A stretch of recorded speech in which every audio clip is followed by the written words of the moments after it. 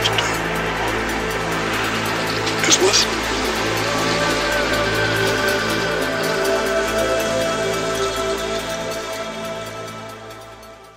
Hello and welcome to Conversations with Dr. Stephen Greer. I'm Dr. Greer. I'm founder of the disclosureproject.org and cseti.org. And I'd like to thank the folks at the World Puja Network for hosting us here every 2 weeks to bring you up to date with what we're doing on all our various projects around the world and to introduce some new thought guests. And I'm really excited today about having Steven Sadleir with us today. He is a wonderful man who I've had the opportunity to meet and runs the Self-Awareness Institute and provides training in self-realization and enlightenment and consciousness to thousands of people all over the world. And he contacted us last year and has been really helpful in networking with our group with what we're doing with the film Sirius, which, of course, you can see more information about at Sirius, that's SIRIUS, like the star system, Sirius.neverendinglight.com. And I'd really like to take this moment to just thank Steve for all his work and also for being with me today on this interview. Well, ditto, Doctor. I mean, when you look at, we're both playing our part in changing the world. I love what you're doing to raise the consciousness of the planet. Well, thank you. Yeah. Well, why don't you tell people a little bit about, your background and some of the work that you've done. I know you have a new book and all of that's come out recently. All right, I'll give you the short version, and we can expand if you want. But I started meditating when I was 5, and at 16, I went on a vision quest and got a calling from God to study all the spiritual paths of the world. For the next 20 years of my life, I ended up studying every single major religion, denomination, arcane teaching, mystery school, and got to meet most of the gurus that were around during the 60s, 70s, 80s, and into the 90s. And I wrote a book. It became a bestseller. So that's where I got my background, was studying world religions and traveling around the world and meeting with different gurus. And then I apprenticed with Vethathiri Maharishi, a Tamil Siddha from South India, in other words. And he's a Kundalini Master in a lineage that's thousands of years old. And he basically took me under his wing. I was his apprentice. And when he finished teaching, he had centers all over the world, 2 ashrams in India. When he was done teaching, because he just got too old, when he got into his 90s, he asked me to continue. Right. And that's how the Self-Awareness Institute got started. I really kind of picked up teaching from this lineage. Excellent. Very good. Yeah, well, my journey started in a similar time frame in the 70s, and became a meditation teacher and began to learn Sanskrit and the ancient Vedas. And after some years of doing that, then went into medicine. I was always grateful that I had studied higher consciousness and practiced these meditation techniques and learned the science of consciousness before I learned the science of medicine, because the most important part of any discipline is understanding the consciousness of the human condition and of human awareness and how it ties into cosmic consciousness and what that interface is. And this is something that I was always grateful for. And the more I went into medical school and residency and all the madness that entails, the more happy I was that I had done it the other way around. Most people were sort of shocked. Most people think that I got involved with these issues after medicine. I said no. Luckily, I had spent a number of years studying this and actually learning to do Sanskrit pujas and meditation techniques and mantra meditation and various approaches to enlightenment before I went into the scientific world and the rigors of medical school. And it was a very wise thing to have done. I'm glad I had the opportunity to do it. And at one point I was spending almost 8 hours a day in meditation, and that's when I had many of my most important breakthroughs in my life. Exactly.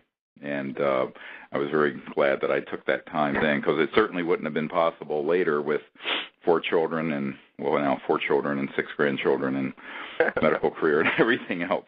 So it was wonderful that... And movie, yeah. And so, that's it. So, I think one of the exciting aspects, and you brought this up first time that you contacted me, was this idea of the conscious and spiritual component of other transdimensional and interstellar civilizations that are here, and how much of a key it is to understanding all of that is understanding the science of consciousness and the nature of the mind, which is the cosmic mind that's within each of us.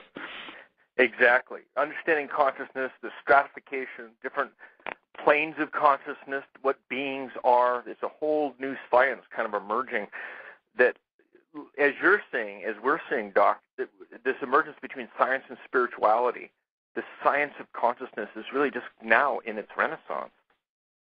Right. Absolutely. And with the contact protocols, I mean, people who want to, learn more about this, we have an app now, Contact, ET Contact app as well on the for iPhones as well as for Android now, and thousands of people are learning how to do meditation and remote viewing distant places in outer space to make contact with these civilizations and to, as it were, vector them or guide them into an area and make contact. And, we now have thousands of people who are connected into teams all over the world, and the global Close Encounters of the Fifth Kind initiative has really taken off in the last couple of years to where now there are teams almost in every country and certainly in every continent doing this. And the purpose of it is for people to become citizen diplomats, understanding the nature of cosmic awareness to these extraterrestrial civilizations. And I've always maintained that the reason that's the primary science that has to be mastered, more so than telecommunications or jet propulsion or all these other linear sciences, is that when you're going from one star system to another, you are, by definition, traveling beyond the speed of light. Right. And well, if you're you transdimensional even. Well, this is what you can't go beyond the speed of light without going into another dimension. Right. In other words, these are synonyms. And so what many people don't understand is that if you are a civilization that has mastered going from one galaxy or one star system to another, you have to have also mastered transdimensional sciences that cross into not only consciousness and thought, but also how you take a massive spacecraft and create an electron voltage shift to where that entire craft phases into a higher dimension, literally, and goes out of linear 3D space-time through another dimension to get here, because they're not traveling through linear space. Because if they were staying in a material form, they would have to be limited to the speed of light. And if it's the speed of light, the Andromeda Galaxy is a couple million light years away. Well, it would take you 2 million years to get there. Why it worked that way. Yeah. And 2 million years to get back. And this is why many people who in ancient times had contact with these ETs thought that they were having contact with the spirit world, because there is this overlap. There's a distinction, but there's an overlap, because if you have that level of technology, almost every aspect of how they would manifest would look miraculous to people who don't understand this new science and the new physics that goes along with it.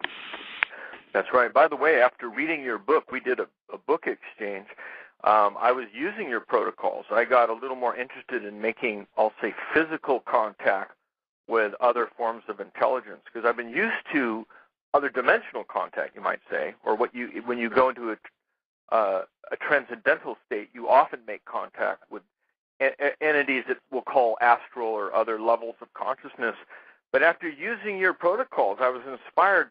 I actually got a visitation, and you're some of the few people I can actually tell this to without getting the funny looks, but a craft literally came to Laguna Beach here, and because I'd made contact, you might say telepathically. Right. And at the time, your own mind is kind of shocked by these things. My own mind was questioning whether what I was seeing is real. I got a beam of light shot right into my living room, and so if there was any doubt in my mind, it was removed. So what you're kind of opening up the Pandora's box, Doctor. You're really you are ambassadors. You're inviting visitations. You're getting other forms of intelligence to be more active on the planet. So I applaud you for that. Well, and the whole concept behind the Close Encounter of the Fifth kind initiative. And so for those of you who are new to this concept, the close encounter of the fifth kind is when humans initiate the contact as diplomats and invite the ETs here. And, you know, I coined that term in 1990, and subsequently a NASA research scientist, Dr. Richard Haynes, wrote a book about this called Close Encounters of the Fifth Kind, where he took the concept and some cases I had found and wrote a whole book about all the cases around the world where people had made contact with ETs and it had been initiated, or if there had been an interaction that had been deliberate and thought through by the person. And all the other categories of close encounters were ones that were passive, where, you know, someone was just driving along a road and happened to see something, or a craft was landed, or they happened to have a contact, or they went on board a craft, but it was all initiated by the ETs. This is flipping this around to where we're saying that humans have to mature, instead of being passive observers, active and empowered participants in an interplanetary moment. Because what I have always told people is that, you know, this is not an age of enlightenment only on Earth, that there is a universal impulse moving through the entirety of the cosmos, and we are moving from one Yuga, or very long era that's closing, Kali Yuga, into a very big new era. That's the age of enlightenment, but it isn't just Earth. It's on all these other planets. And so this quickening is taking place throughout the cosmos, non-locally, through the non-local omnipresent field of higher consciousness, and that by humans taking their empowerment and making contact as you did, these ETs that have been watching our primitive civilization develop for thousands of years, they are taking that as the signal that says, yes, now these people are ready for open contact. So many people will say, well, when will we be ready for that? And I said, when we make ourselves ready, and when we show the ETs we are ready. And as soon as we do, the whole cosmic doors flood open, and it is sort of a Pandora's box.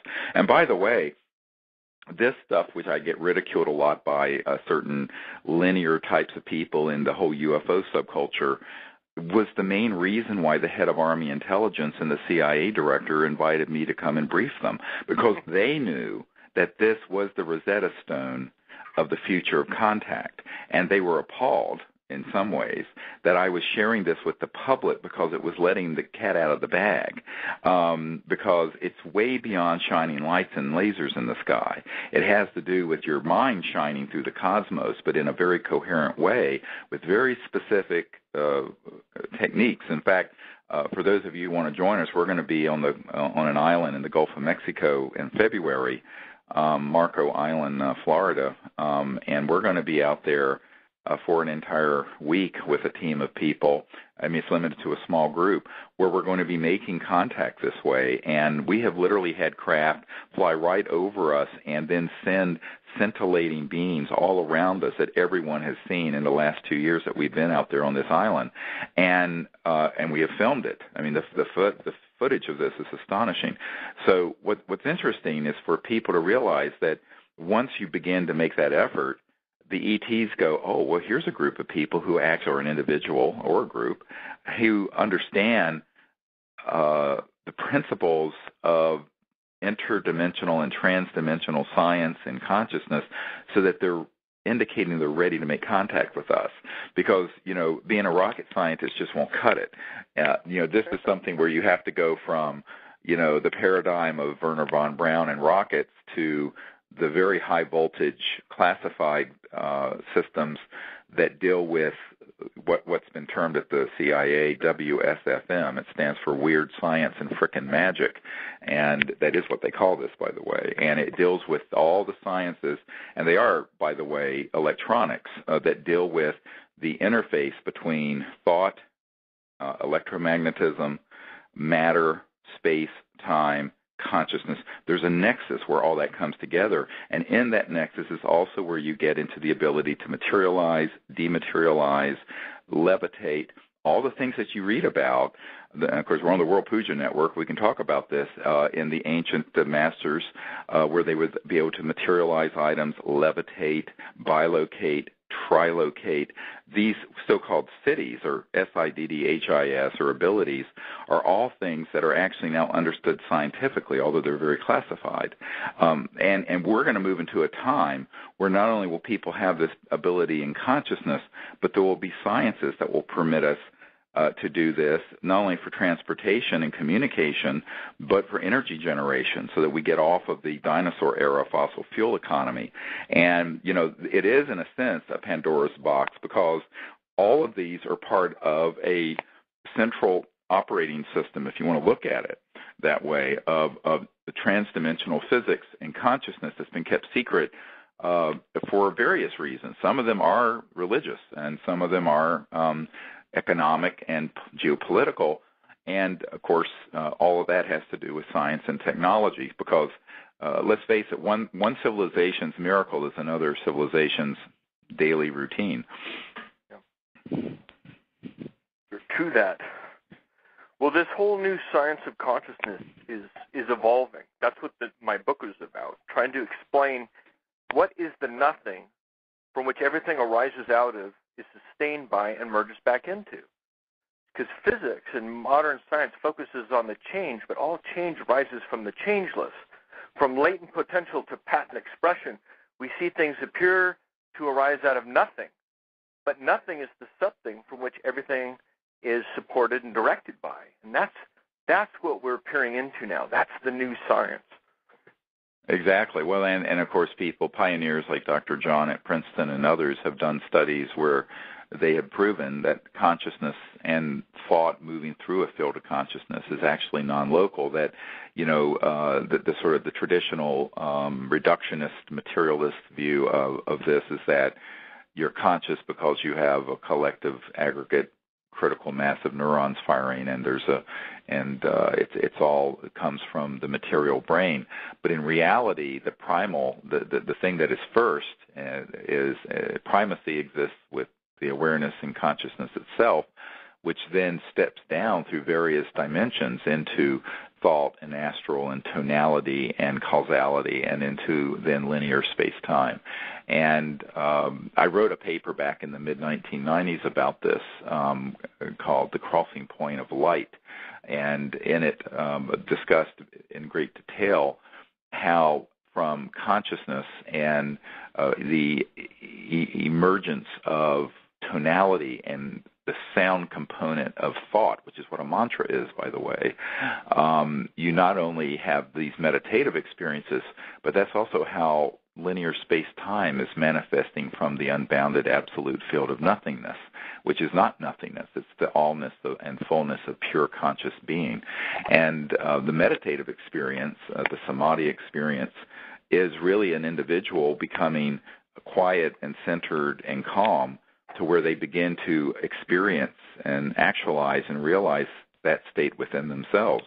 And when they do, then they're really prepared to be an ambassador from Earth to these other civilizations, because all these other civilizations have had to understand this in order to escape the limits of the box of three-dimensional space-time and the speed of light. But once you transcend space and time and 3D speed of light, 186,000 miles per second, that means you have crossed into what I call the crossing point of light, where you're in these other dimensions, which are increasingly self-aware and conscious and thought-directed, as opposed to linear, and they are increasingly non-local. So absolute non-locality would be the unbounded absolute state of mind, but between that and a fixed point in space-time, there are degrees of non-locality, and this is where things get really interesting in terms of experience and science, and that's where the wellspring of understanding is for all these so-called cities. And various abilities and powers and mysterious experiences people have had over the thousands of years of human history. But this is now beginning to be understood very thoroughly and scientifically, and there are some pretty elegant experiments that have been done at major universities that have proven the fact that the mind is in fact in an omnipresent field, and that thought can even affect random number generators and biological systems and physical systems. And so this is really an exciting period we're in right now, because I really do believe that once we can finally disclose all the information about the new energy and propulsion systems that have been kept secret by a cabal of narcissistic and misanthropic fools that are running the earth into the ground, once we can get that behind us, which is what we're working desperately to do, we can then begin to focus on the real task at hand of the new era, which is the development of the science of consciousness, because that's what's really exciting. Well spoke.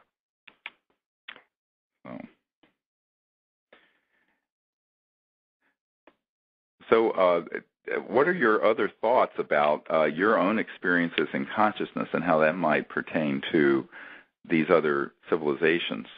Have you had more experience with that, Stephen? Oh, yeah. Well, this is what I teach. I mean, the whole essence of the Self-Born Institute is to address people that are in the process of enlightening. They've already awakened to the point where they know that they're awakening.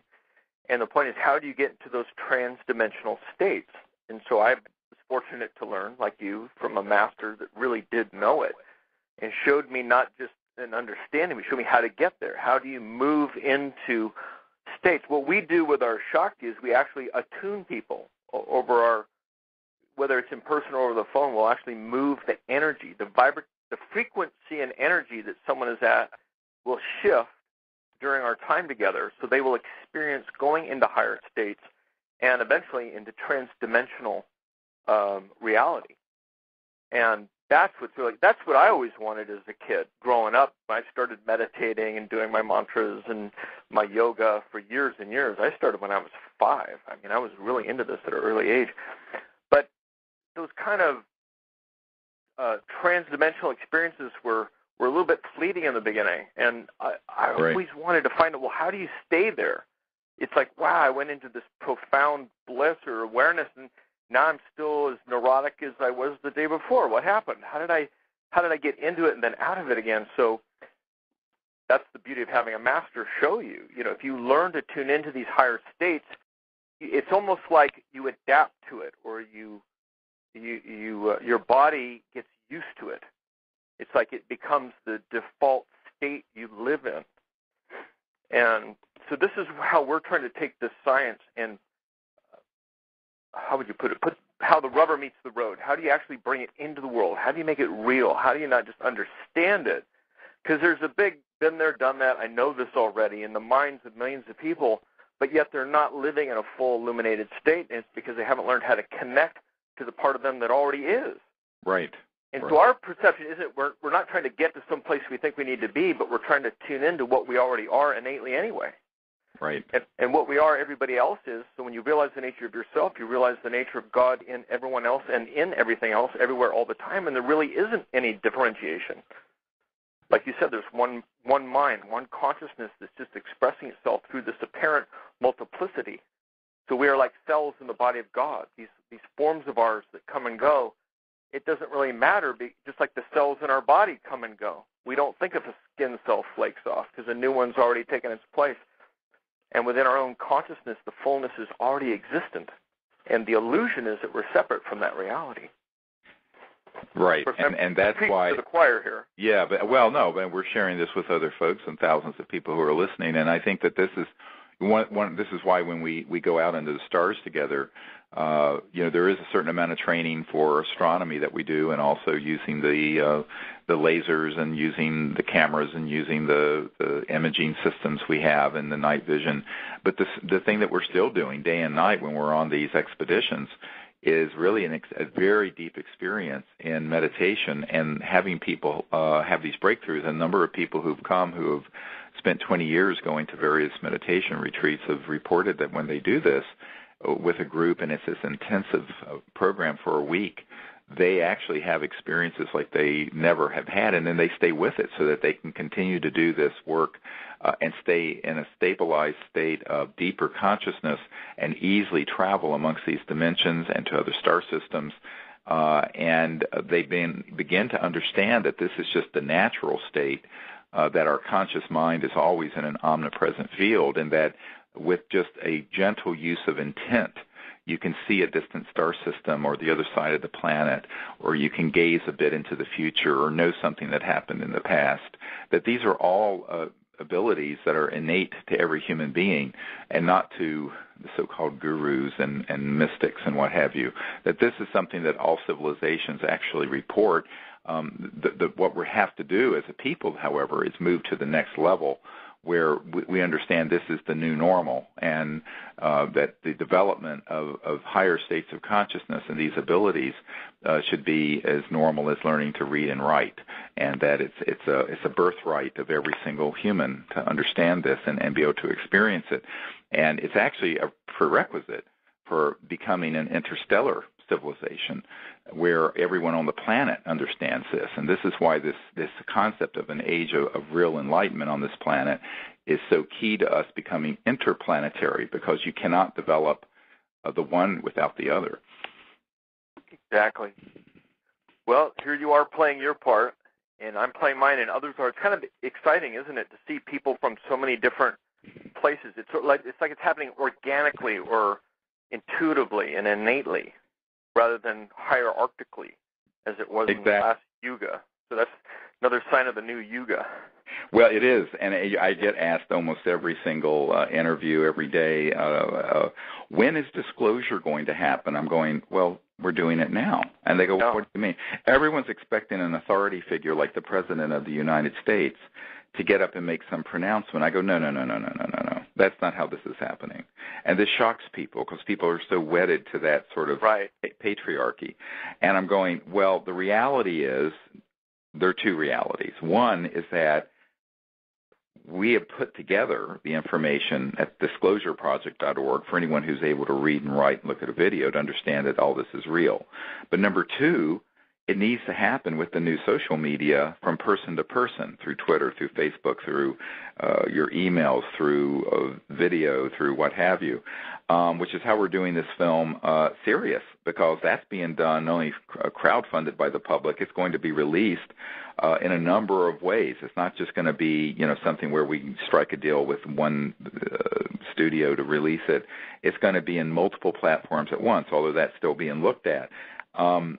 And one of the things that people have to understand is that the technologies that exist right now didn't exist 5 years ago to do this. And whether it's streaming on your iPhone or your smartphone or your iPad or tablet or computer or what have you, there's so many ways to get information out, and that it's very, very decentralized. And that so the reality is that we're at this point of emergence where all these, my autobiography is called Hidden Truth, Forbidden Knowledge. All these hidden truths and all this forbidden knowledge can come out by all of us together doing it, one person to another, to another, to another. Yep. The other thing to realize is that the president doesn't know anything. I mean, someone asked me, I was having the straw man. We had one of our daughters getting, married this past weekend, and we were in Washington, and I'm meeting with some people, and afterwards, and someone asked me about the president, and I said, look, the president has the briefing we put together for him. It's not as if because you're the president of the United States, you can call someone in and get a briefing on all this stuff because it's compartmented. It's an illegal operation that's been illegal since 1954, 55, 56, that time frame.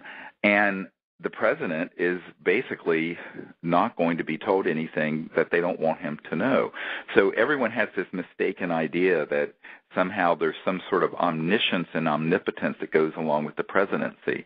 And similarly with the head of the United Nations or all these sort of figureheads. And because I've been the guy that's been at briefings with all these sort of folks, occasionally you meet someone in those high circles who is part of this sort of cabal that's been working and keeping the secret.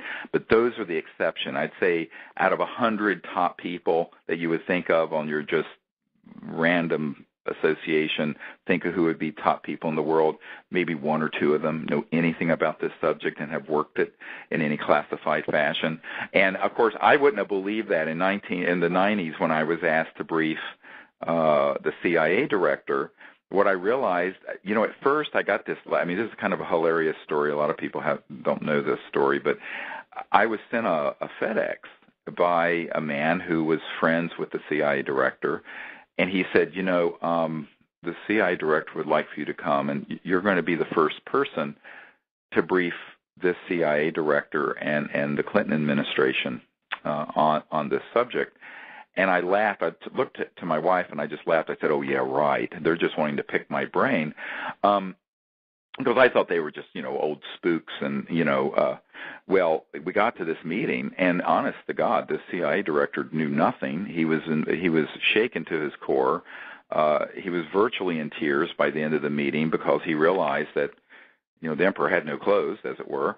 And and so what ended up happening was that I came to realize that there are very high officials and senior people in governments all over the world who simply are denied access to this level.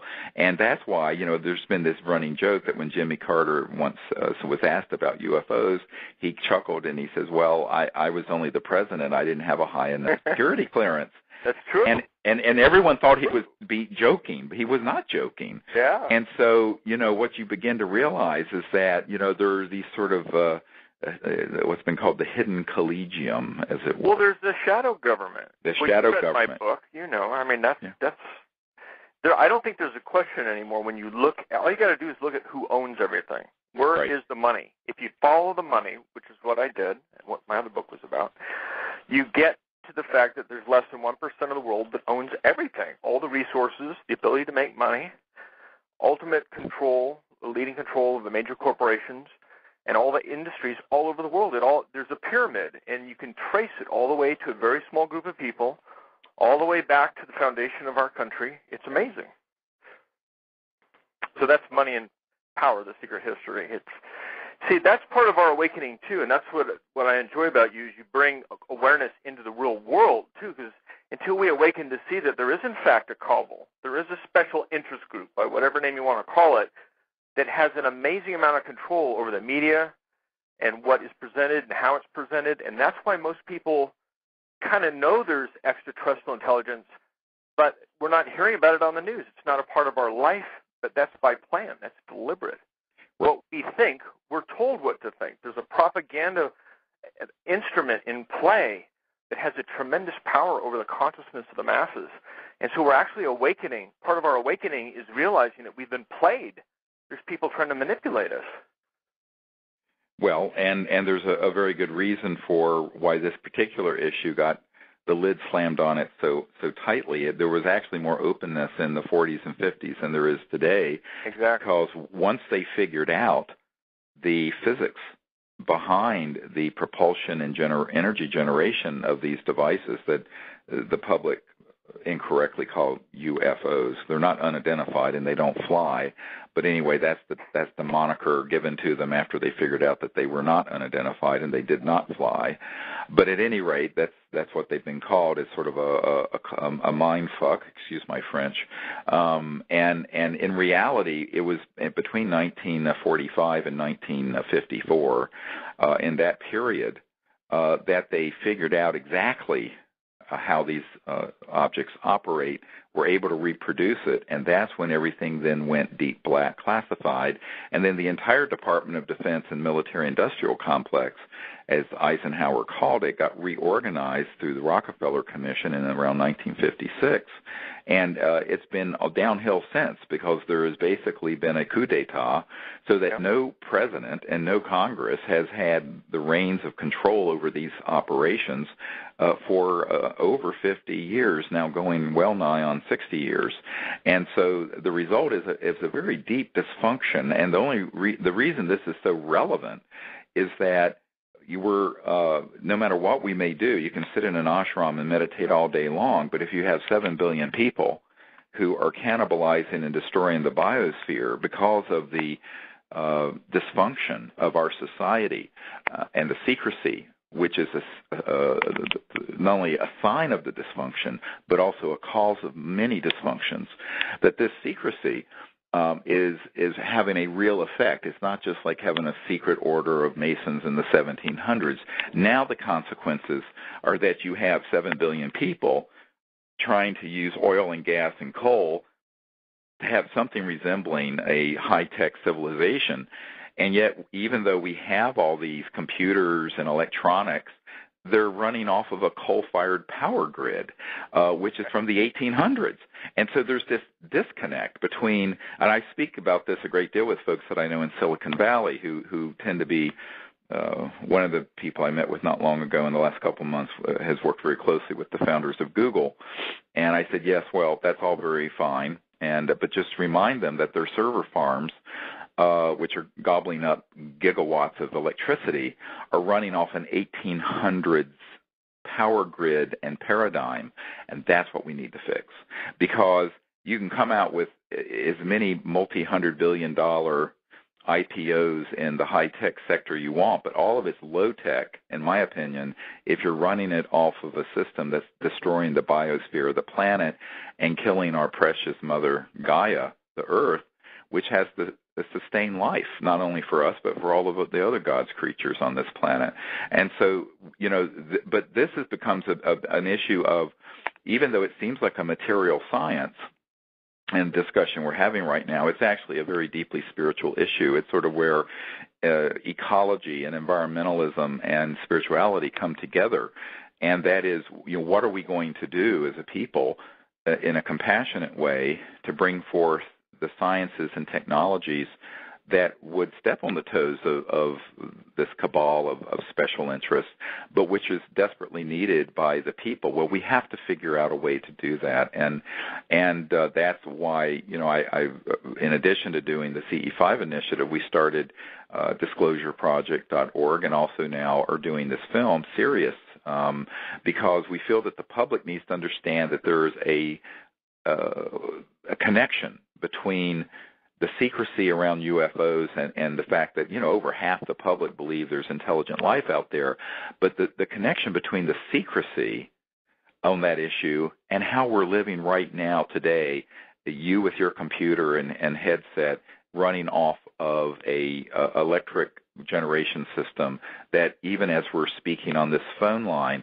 is destroying the planet. Yeah. Well, as you know, this information is starting to be leaked out into the mainstream, more and more information. It's kind of like putting a finger in the dike.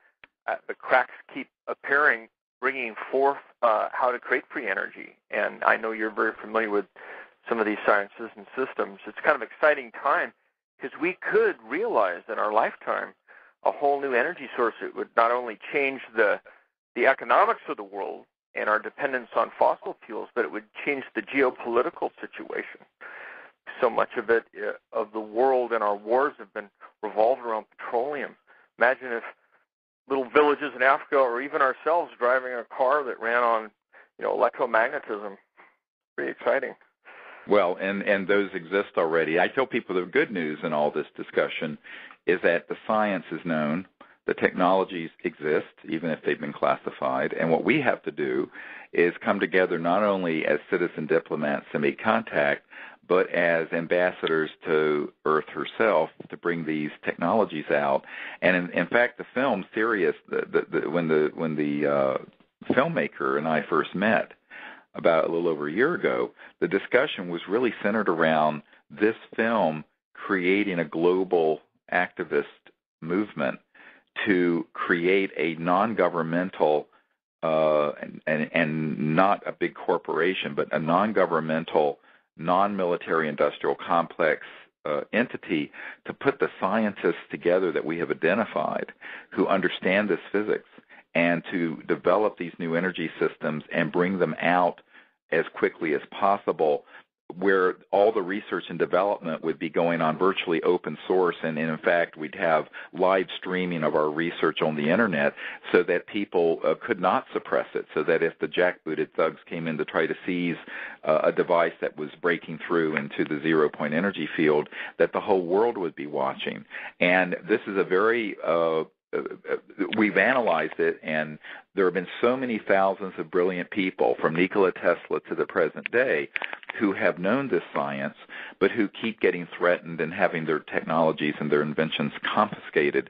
Yeah. And the only way to change that and it can be done now with the social media, is to include the whole world and have the whole world watching. So then if these folks want to walk into that 1,000-watt spotlight and get exposed for the fascistic, misanthropic nut jobs that they are, they'd have to do it in front of the whole world. And I think this is exactly what the reason we want this film to come out, and in it we're going to ask people to contribute, whether it's $1 or $1 million, to opening a research and development new energy center where we can bring these technologies out, but in a very non-secretive way. It won't be like bringing out the next iPhone 5, because it will be done in a way where the whole public will know exactly what we're working on, what are the platforms, and the instant that there's a breakthrough, it's being seen live on the Internet. And the reason that's so important is that then you cannot stop it. And if you do try to stop it, it's conspicuous. A lot of people have asked me, how is it that I'm still alive, having worked in all these circles and brought out 500 top-secret military people's testimony and documents? I said, look, there are too many millions of people who've heard about this. And in 2001, when we did the National Press Club event, almost 1 billion people ended up seeing that. So it becomes very awkward for them to step into that, because these are folks, they're sort of like vampires. They sort of operate best in the middle of the night or something. It's like cockroaches. You put the light on, they all scurry into these little dark places. And this is why I tell people not to give into the fear, but to do this in the light and with confidence and with the security of knowing of a higher power, but also with the strength in numbers.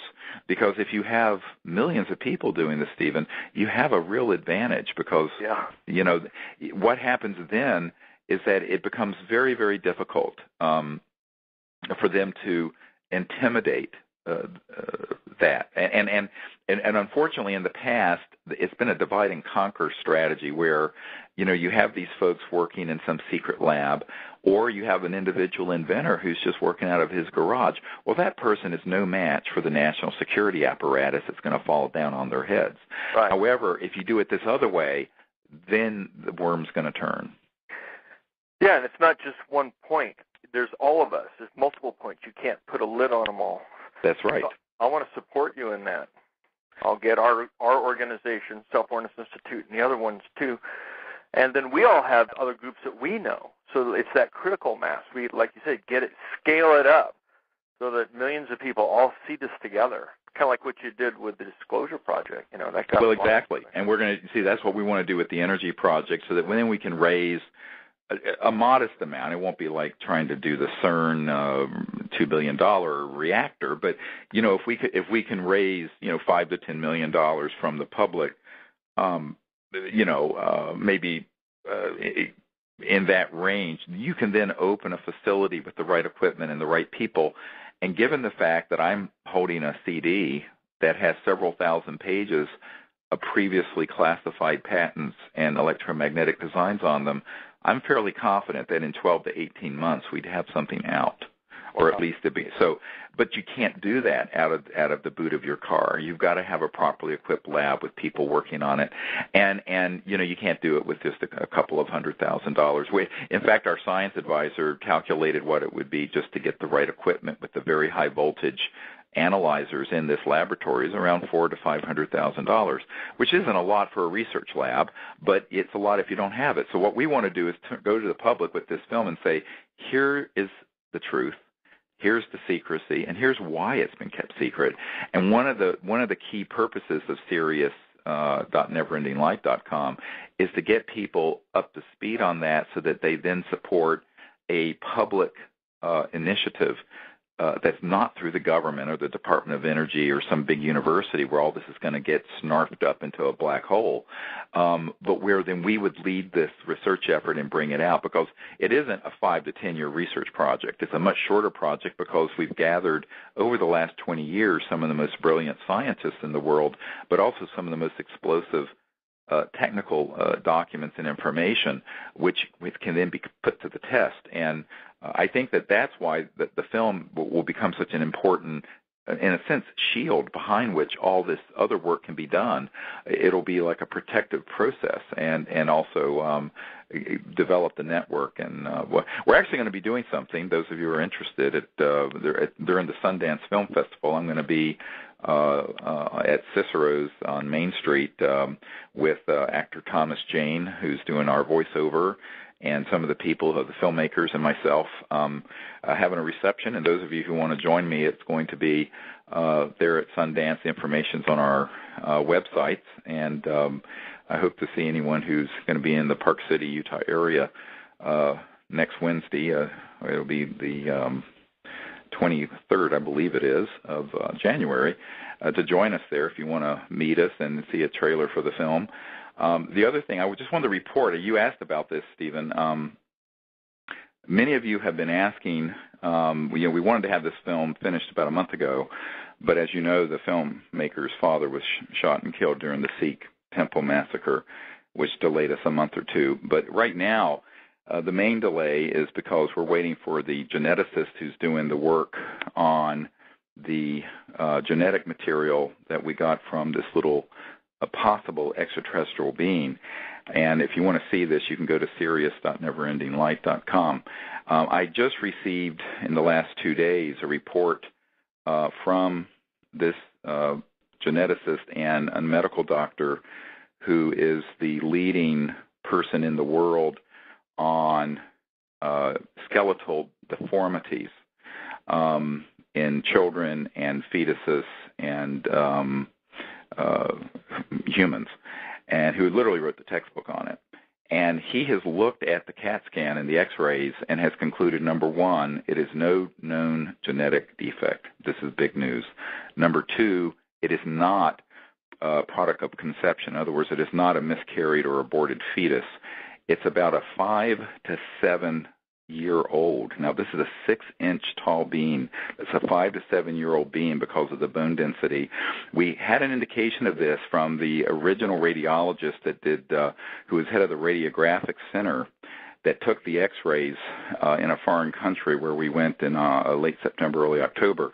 And she was the director of this, and she looked at this. She says, this is not a neonatal or a fetus or a miscarried, what have you. This is a being that was up and around, because look at the bone density. Well, this person, who is the world's expert in these skeletal anomalies, number one, has stated that this is no known syndrome, and number two, is very definitely a 5 to 7 year old. So we're almost certainly dealing with a humanoid of unknown origin. The genetic work is just now getting underway because some of the equipment that was needed, it's being done at one of the top Ivy League university genetic labs, was being held up in customs for about a month or two. All the equipment is there now, and we're beginning to start the genetic testing. So we hope in the next month we will get all of that information wrapped up. But in a sense, the genetic testing, since there's no database of ET genes, would be a process of exclusion anyway. And the report from this other expert, who is the most renowned person in the world on skeletal deformities, is probably going to be the most definitive thing we're going to have. And I'm here to announce today that this is really quite an astounding discovery, that in fact this little 6-inch tall, 2-arm, 2-leg being is in fact a humanoid that was in the 5 to 7 year old range. If it was a male, it would have been more like a 5-year-old. If it was female, probably more like 7 years old. Now, this is assuming Earth development and Earth calcification of bones, et cetera, and so on and so forth. But the point being, it is not a deformed fetus, because it would not have that level of calcium in it. And we suspected that from the beginning, but it wasn't until we got these renowned experts to look at the actual X-rays and CAT scans that we were able to determine that, and that was just reported back to me in the last couple of days. So this is incredible news, in fact, very big scientific news. Very exciting. More like that. Breaking ground, Doctor, breaking ground. Oh, yes. Oh, yes. Well, I mean, this is exactly what has to happen, and it's my understanding the area of the world where this little being was found, there are others. And at some point, if we were able to get the research funds to do it, we would take an expedition back to that area, because I suspect there's more where this one came from. In fact, we know there are. It's also in an area where there have been many of these UFOs seen going in and out of the Andes. It's from South America, and many of the native tribal people have reported these very small creatures. It was funny because today, and I was in meditation, I was thinking of, I feel like Gulliver's Travels, because this being, if the adults are only a foot or so tall, and I'm 6'4" and weigh, I'm a bodybuilder, I weigh 230 pounds, and I'm 6'4", I'd be like this giant. But on the other hand, we know there are accounts of ETs that are in the 18 to 30 feet tall, where I would be tiny like one of these creatures. So, the universe is a big place, and it's almost certain that there's going to be creatures that are a few inches tall and creatures that are 20 and 30 feet tall. And in fact, there are ancient texts that talk about these sorts of things, which used to be regarded as sort of a mythology.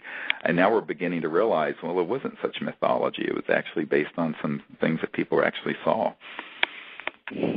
Yeah, well, the angels or the Anunnaki, I mean, as you know, our whole world history is dotted with accounts of some kind of more intelligent humanoid figures coming to Earth and going back, coming and going. I mean, it's all over the world. Right. And some of them may have been actually from the angelic realm, which is separate from physical planets, but so people shouldn't confuse those. But you could understand that if 5,000 or 10,000 years ago, people were to encounter some luminous craft coming from outer space with these different kinds of creatures coming out of them, that they would consider them gods or angels or what have you, because they would have no point of reference. In fact, I always tell the story of in the World War II. I don't know if you've read this book, Stephen, about the cargo cults of the Pacific, where when we were going to some of these islands in the Pacific in World War II and landing our little propeller planes out there, that the native peoples had never seen Western civilization or a white person or a plane or anything. And they were convinced that not the occupants so much, but the planes were from the gods. And after we left, they actually built statuary, and they actually built temples based on kind of worship the airplane. Yes, they were, and they were made like airplanes out of sticks and wood and stone and stuff. And so, it's very interesting that. It's sort of like The Gods Must Be Crazy, that old movie that was so funny, where a cook bottle's thrown out over this tribe in Africa, and it becomes this point of great contention. But so I always caution people about that, and that we have to take a step back and say, well, wait a minute, if we're dealing with a civilization that's several 100,000 to several million years more developed than we are, almost every manifestation of their technology and culture will look like a miracle or mystical to us. Yeah. Because if I went back, I live up the road here from Thomas Jefferson's house. If I could go back and visit Thomas Jefferson at Monticello and show him my iPhone, I'd probably be burned at the stake at a witch. Well, maybe in Salem, Massachusetts. I don't know about. I think Thomas Jefferson was more open-minded. Plus, apparently, he actually found a craft. There's a notice in the historical record it says Thomas Jefferson was witness to a disc-shaped craft. Did you know that? Yes, and I have no doubt that they were spotted. And it's all through medieval art and the Renaissance period where these were represented. And these civilizations have been around since the beginning of humankind. And we're at this time now where we're finally at the point where we can understand it, acknowledge it, and most excitingly become ambassadors and have contact openly with these civilizations. And this is what it's not for just it's not for just Hillary Clinton and a few people at the State Department to do. By the way, they're not doing it. So it's up to us to do it, and that's what's exciting. It's very much grassroots, and that's why we encourage people to get involved and do what you did. Just give it a try, and when you do, and you're aware of it, and you put out that thought and invite these ETs to make contact, people are kind of astonished how easy it is to do and how much these civilizations they're actually waiting. I've been told they're eager and waiting for humans to extend the hand of invitation to them. And so we are, and so it is. Hey, one of the things I thought would be valuable to share, I don't know if you remember, but before I dedicated my life to writing and teaching meditation, I was an investment banker and a venture capital analyst. Oh, yes. And one of the things I notice is with all these new technologies like free energy devices and things, you need to be real careful who you accept money from. Oh, absolutely. Some companies have gotten in a sticky situation because they got money from DARPA. And DARPA is actually kind of the venture fund for the Department of Defense. And once you get in bed with them, they start to control you and your technologies. You got to be real careful of the people you associate with, because money seems to corrupt these new technologies. People use it to gain control of the technology and then kill it, so it never gets out into the field. Oh, yes, we're very aware of that. We've studied this, and in fact, Dr. Thomas Bearden and I have done an exhaustive look at how many of these have fallen into the clutches through these sort of business shenanigans. And so that's why I think you have to, be very careful about what organization controls and even puts funds in and what their rights, if any, are. My view of it is that the people who have the money should have no control over the development and the outcome of the technologies. Now, that is not what normally happens in venture capital. I call it vulture capitalism. But you have to, you're right. You're 100% right, Stephen. You have to be very, very careful, which is another reason why we would like to see the film create sort of a zeitgeist in society about this, and then have the public put the funds in to support the research and development and bring it out, rather than it coming from, some big corporate venture capitalist or what have you, unless the person was really an angel funder, because the problem is exactly what you described. So many of these technologies that have come along over the years have actually gotten gobbled up and then destroyed by the people who got involved financially, because they end up being straw men who are actually representing the cabal. Well, that's what Morgan did with Tesla. I mean, and that's right. That's happened many, many times since, and even recently, in my own experience, I saw where people would come in and say, well, now we got the technology, and they would either just sit on it or they would kill it.